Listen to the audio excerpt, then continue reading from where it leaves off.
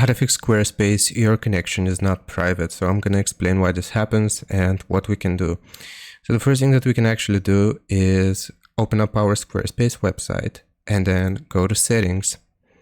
Now here we will go into developer tools and we want to go into SSL and make sure this option is checked, secure, preferred, and also this one, HSTS, secure. After we have enabled these two, just save the changes here. Now, if you're still getting this issue, then another reason why you might be getting it is because Squarespace is down. So you want to Google search for status Squarespace.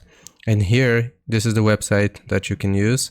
It is going to show you whether Squarespace is experiencing any outages.